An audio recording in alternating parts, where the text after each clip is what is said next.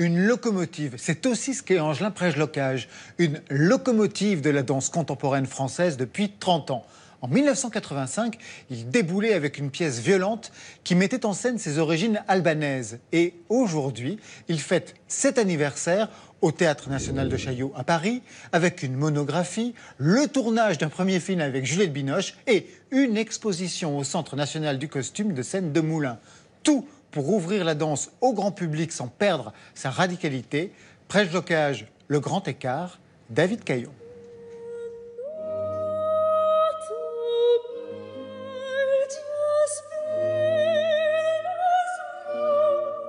C'est le chorégraphe français vivant dont les ballets sont les plus dansés à travers le monde et il fête cette année les 30 ans de la compagnie qui porte son nom, le ballet Prejlocage.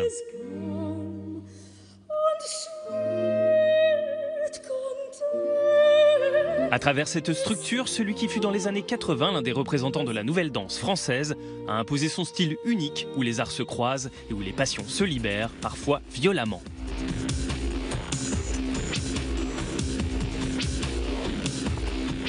Et dire que c'est une image fixe qui a donné à Prejlocage l'envie de mouvement.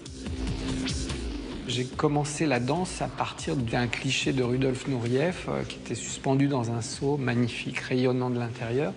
Et la légende était Rudolf Nureyev transfiguré par la danse. Et j'étais tout jeune, j'avais 10-11 ans, et je vois cette photographie qui me bouleverse. Et j'ai commencé mon premier cours de danse. C'est qu'en fait, quand elle arrive, tu fais ça au lieu de faire. Depuis les débuts de sa compagnie, Angelin Prejlocage a chorégraphié 49 pièces, des créations originales, des réinterprétations de ballets classiques, des solos et des grandes formes. Autant de ballets sur lesquels il s'associe régulièrement avec d'autres artistes comme Jean-Paul Gaultier, le DJ Laurent Garnier ou l'auteur de bande dessinée Enki Bilal qui va concevoir les décors et les costumes de Roméo et Juliette. J'ai pris une mauvaise habitude avec Roméo et Juliette, c'est que pour la première fois de ma vie, j'ai écrit une petite lettre à quelqu'un que j'admirais énormément, qui est Enki Bilal, dont j'étais absolument fan des bandes dessinées.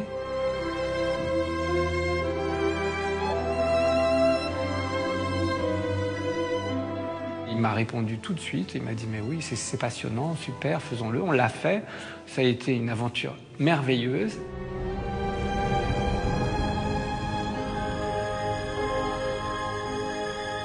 J'ai besoin de collaboration, j'ai besoin d'une forme de contamination artistique pour me développer et pour re-questionner sans arrêt mon travail. Cette contamination artistique se propage jusque dans le lieu occupé par les 24 danseurs permanents de sa compagnie, le Pavillon Noir à Aix-en-Provence. Un lieu conçu à l'image du chorégraphe par l'architecte Rudy Ricciotti.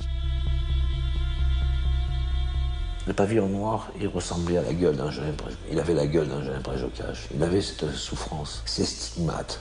Je crois qu'il a vu la gymnastique des efforts de ce bâtiment. Des os et la peau, sans chair. Oui, il n'a pas de chair, ce bâtiment. Pour Retour à Beratam, créé cet été pour le Festival d'Avignon, le chorégraphe s'est associé à l'écrivain Laurent Mauvigné. Un ballet sur un exilé qui retourne dans son pays après la guerre et qui fait écho à l'histoire des parents de Prejlocage, réfugiés politiques albanais. Maman! Pour les 30 ans du ballet Prejlocage, le Centre National du Costume de Seine à Moulins organise une exposition des pièces les plus emblématiques du chorégraphe. L'occasion de découvrir les relations étroites qu'entretient Angelin Prejlocage avec les costumes de danse. Si je devais choisir un costume, peut-être que ce serait le costume de l'éveil dans Siddhartha, qui est interprété par Aurélie Dupont et qui est constitué de ce tissu qui est le tissu le plus léger du monde et qui pèse 3 grammes au mètre carré et qui apporte une évanescence merveilleuse. Pour le grand public, des ballets comme Blanche-Neige ou Les Nuits ou Roméo et Juliette sont très très abordables.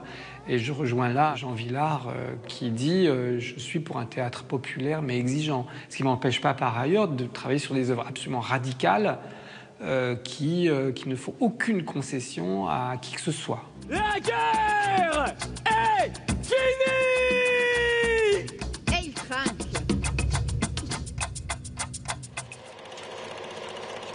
Puisqu'on parle de danse, elle aussi